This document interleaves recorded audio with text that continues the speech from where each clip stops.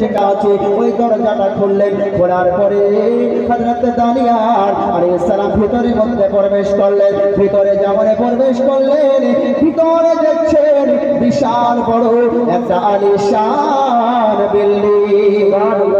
বলুন সুবহানাল্লাহ। বিশাল বড় একটা আলিশান বিল্ডিং, বিশাল বড় আলিশান বিল্ডিং, সুন্দর করে সাজানো আছে। এত সুন্দর করে সাজানো আছে, সামনের দিকে লক্ষ্য করলেন একটা বিশাল আকারে একটা সিংহাসন। ওই সিংহাসন থেকে আবার ডাক ভেসে আসলো, এই দানিয়াল এই সিংহাসনের উপরে আসো, এই সিংহাসনের উপরে আসো। হযরত দানিয়াল আলাইহিস সালাম বাবা ওই সিংহাসনের উপরে যেমনই চলে গেলেন, দেখতেছেন ওই সিংহাসনের পাশে বিশাল বড় একটা লাশ পড়ে আছে। বিশাল বড় একটা লাশ পড়ে আছে, একটা মরা পড়ে আছে। হযরত দানিয়াল আলাইহিস সালাম ভাবতে লাগলেন, আওয়াজটা দিল তো কে দিল? হযরত দানিয়াল আলাইহিস সালাম বাবা চুপচাপ দাঁড়িয়ে আছেন। আবার আওয়াজ ভেসে আসলো, এই দানিয়াল ডান দিকে আসো। হযরত দানিয়াল ডান দিকে যেমন গেলেন, বিশাল বড় একটা তলোয়ার সেই জায়গায় রাখা আছে। আব্বাজি আমার হযরত দানিয়াল আলাইহিস সালাম ওই জায়গাতে ডান দিকে দেখলেন, একবারে একটা তক্তার মধ্যে স্বর্ণ অক্ষরে সুন্দর করে লেখা আছে, আমি হলাম আজ জাতির একজন বাদশাহ। আমার বয়স হলো 1300 বছর। জোরে বলুন সুবহানাল্লাহ। আমার বয়স হলো 1300 বছর বয়স। আমার 12,000 বিবি ছিল। আমার বাবা, আমি 12,000, আমার বিবি ছিল 12,000, আমার স্ত্রী ছিল, আমার 8,000 সন্তান ছিল। জোরে বলুন সুবহানাল্লাহ। 8,000 সন্তান ছিল, 12,000 বিবি ছিল। দানিয়াল আলাইহিস সালাম এই লেখাগুলো বাবা পড়তেছেন আর বলতেছেন, ওই আরো লেখা আছে, হযরত দানিয়াল আলাইহিস সালাম পড়তেছেন ওই লোকের কথা। বন্ধুগণ বাবাজি ভাইরা, ওই আজ জাতির একজন বাদশা ছিল, কিন্তু আল্লাহ তাআলা আমাকে জগতের বাদশা বানিয়েছিল। বাদশা হওয়ার পরে আমি এতদিন বেঁচে ছিলাম, আমার কাছে অনেকটা পয়সা ছিল, অনেক অট্টালিকা ছিল, অনেক ধন সম্পত্তি ছিল। আমার মধ্যে এমন তাকাব্বুর হয়ে গেল, এমন অহংকার হয়ে গেল, আমি দুনিয়ার বুকে নিজেকে খোদা দাবি করলাম, নিজেকে আল্লাহ দাবি করলাম, নিজেকে খোদা দাবি করলাম। আব্বাজি আমার নিজেকে যখন খোদা দাবি করলাম, আল্লাহ তাআলার গজব আমার উপরে এমন ভাবে পড়লো, আমার জমিনে কোনো ফসল উৎপাদিত হতো না। বন্ধুগণ বাবাজি ভাইরা ও আমার সোনা মানিকেরা, হযরত দানিয়াল আলাইহিস সালাম আরো লেখা পড়তেছেন ওই লোকের কথা, আমার জমিনে কোনো ফসল হতো না, ফসল হতো না। এতটাই কষ্টের মধ্যে আমরা জীবন যাপন করতে আরম্ভ করলাম।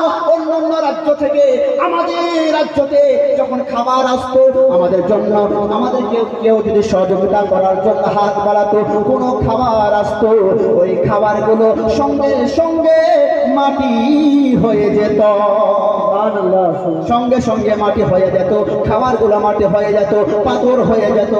কিন্তু আল্লাহ তাআলা আমাদের উপরে এত বড় গজব নাযিল করেছিল।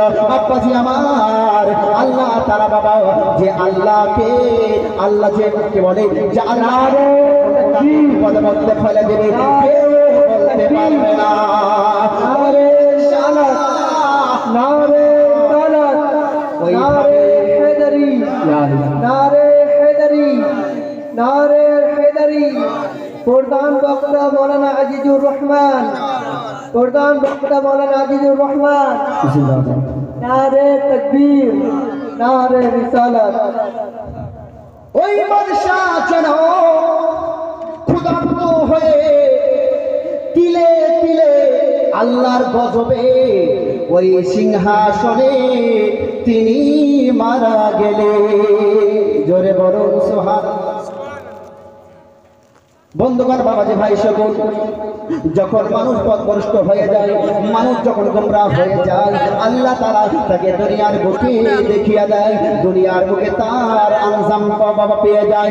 ও বাবাজিরা, আল্লাহ তাআলা জগৎ সৃষ্টি করেছেন, আল্লাহ তাআলা আসমান সৃষ্টি করেছেন, জমিন সৃষ্টি করেছেন, পাহাড় সৃষ্টি করেছেন। আল্লাহ তাআলা সর্বশক্তিমান। আল্লাহ পাহাড়কে লোহা বানিয়ে দিতে পারে, পাহাড়কে মোমবাতি বানিয়ে দিতে পারে।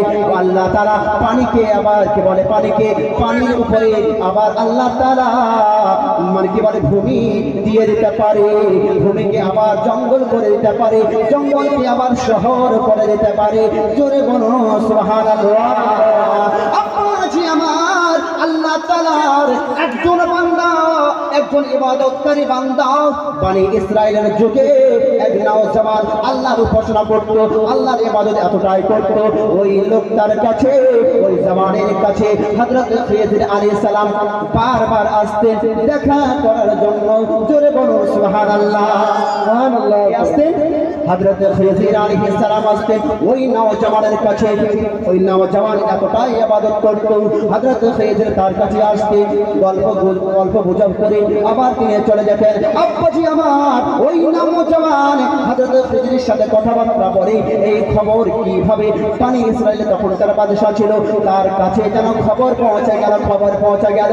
হযরত খিজির ওই নওজওয়ানের বাড়িতে আসে, ওই নওজওয়ানের বাড়িতে এসে তাদের উভয়ের মধ্যে কথাবার্তা হয়। বাদশা যখন এই কথা শোনার পরে এবার ওই নওজওয়ানকে সৈন্যবাহিনী পাঠালেন, যাও যাও ওই নওজওয়ানকে আমার দরবারে নিয়ে আসো, ধরে নিয়ে আসো। বাদশাহ হুকুম দিলেন, ওই নওজওয়ানকে বাবা ধরে বাদশাহর কাছে নিয়ে যাওয়া হলো। বাদশাহ বলতেছেন, এই নওজওয়ান আমি যা শুনেছি কথাটা কি সত্য? বলে আপনি কি শুনেছেন বলুন। তোমার কাছে হযরত খিজির আলাইহিস সালাম আসে? বলে হ্যাঁ হ্যাঁ আমার কাছে খিজির আসে।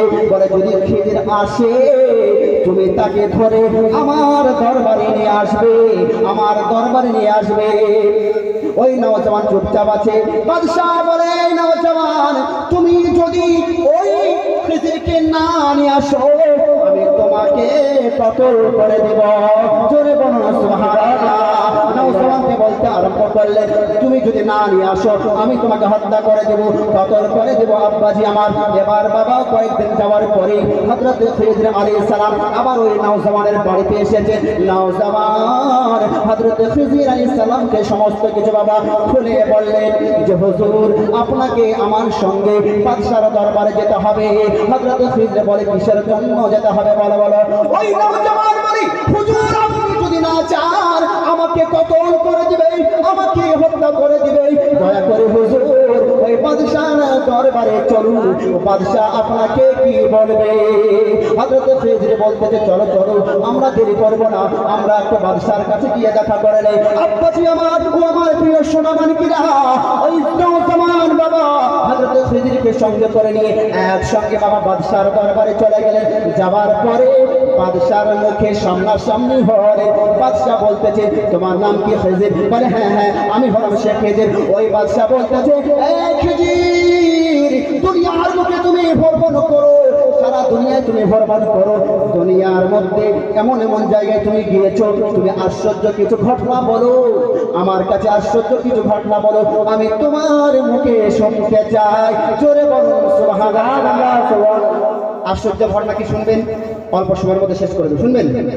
হযরত খিজির আলাইহিস সালামকে বলতেছেন আশ্চর্য ঘটনা বলো। হযরত খিজির বলতেছেন হুজুর আপনি কি শুনবেন? বলে হ্যাঁ হ্যাঁ এবার শুনুন। হযরত খিজির বলতেছেন আমি এক রাস্তা দিয়ে যাচ্ছিলাম, যেতে যেতে দেখলাম বিশাল বড় একটা শহর, একটা জনবস্তি। ওই শহরে অনেক লোকের বসবাস ছিল।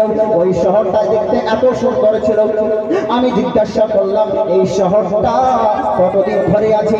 গ্রামের শহরের লোকেরা বলতেছে আমরা জানি না কতদিন ধরে আছে, আমার বাপ দাদাও বলতে পারবে না কতদিন ধরে আছে। হযরত খিজির আলাইহিস সালাম বাবা ওই রাস্তা দিয়ে আবার চলে গেলেন, শহর ত্যাগ করে চলে গেলেন। 500 বছর পর আবার যেন খিজির ওই শহর দিয়ে আসতেছে, আসার পরে দেখতেছেন ওই শহর আর শহর নাই, জঙ্গলে পরিণত হয়ে গিয়েছে।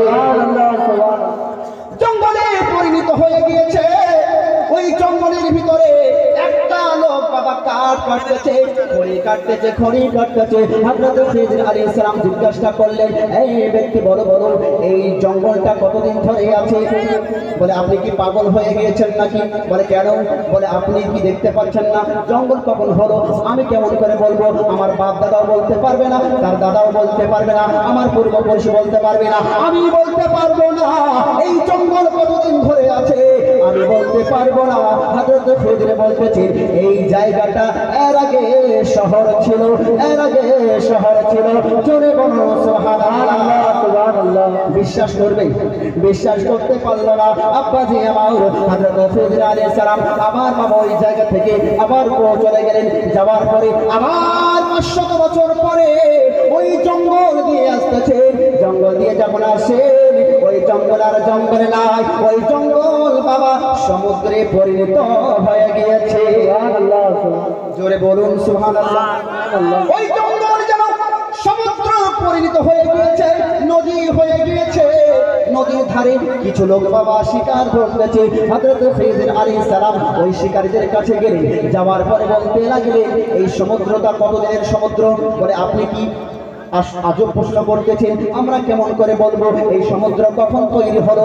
আমরা বলতে পারবো না, আমার বাবাও বলতে পারবে না, আমার পূর্বপুরুষকেও বলতে পারবে না, আমরা কিছুই জানি না।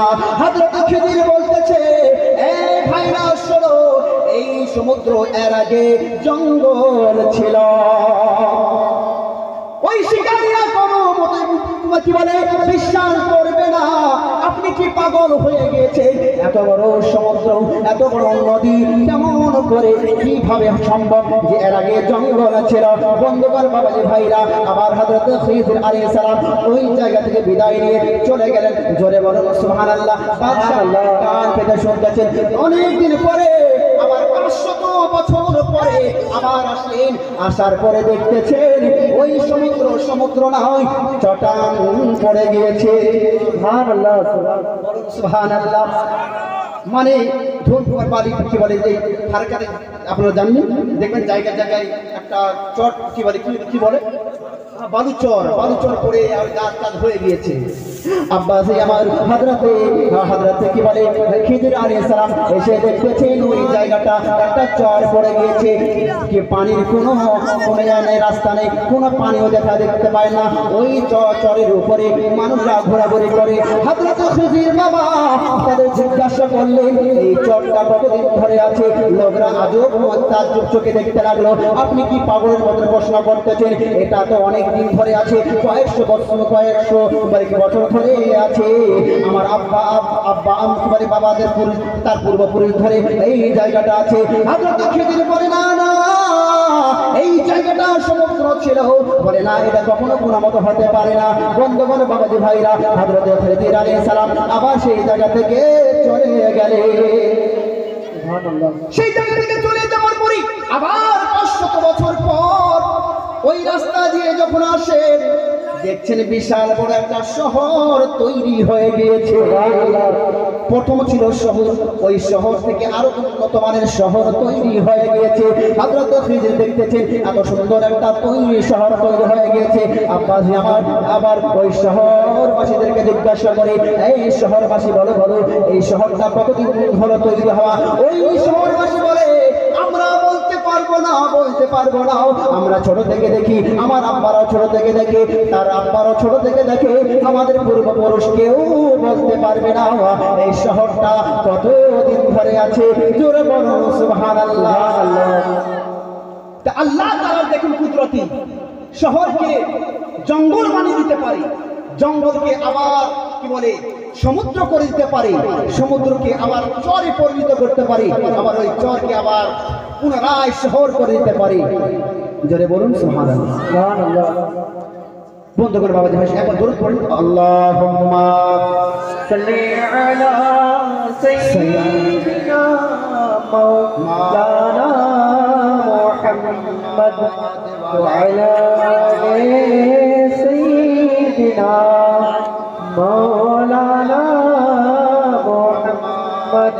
আল্লাহুম্মা সাল্লি আলা সাইয়্যিদিনা মাওলানা মুহাম্মদ ওয়া আলা আলি সাইয়্যিদিনা মাওলানা মুহাম্মদ। আমার মনের ঘরেতে রেখেছি যারে দো জাহানের বাদশা নবী কামলি ওয়ালা রে। সুবহানাল্লাহ। আমার মনের ঘরেতে রেখেছি যারে দো জাহানের বাদশা নবী কামলি ওয়ালা রে আমার কামলি ওয়ালা রে আমার কামলি ওয়ালা রে আমার কামলি ওয়ালা রে আমার কামলি ওয়ালা রে তো জাহানের বাদশা নবী কামলি ওয়ালা রে আমার মনের ঘরেতে রেখেছি যারে তো জাহানের বাদশা নবী কামলি ওয়ালা রে আমার দয়ার নবী রে আমার মায়ার নবী রে আমার দয়ার নবী রে আমার মায়ার নবী রে তো জাহানের বাদশা নবী কামলি ওয়ালা রে সুবহানাল্লাহ মোরা যদি ডানাওয়ালা পাখি হতাম ওই মদিনায় দেখার লাগি